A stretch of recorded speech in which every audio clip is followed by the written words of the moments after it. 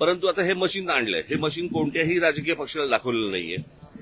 बरं, हे मशीन आणल्यावरती त्याचं क्लॅरिफिकेशन, त्याची स्पष्टता ही निवडणूक आयोगाने द्यायची. ते देत नाहीयेत. मागितल्यानंतर, पत्र पाठवल्यानंतर पण ते देत नाहीयेत. आणि आज तर अजूनच वेगळं काहीतरी की बाबा आजपर्यंत ती इंक लावली जायची, बरं का.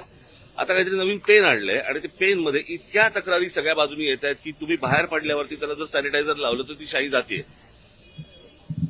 म्हणजे आता कालचं घ्या तुम्ही, एक दिवस वाढवून दिला उमेदवारांना की तुम्ही मतदारांपर्यंत जाऊ शकता. आता हा असा कुठचाही नियम नाही जो कोणत्याही निवडणुकांमध्ये वापरला नाही, तो अचानक नवीन आणला.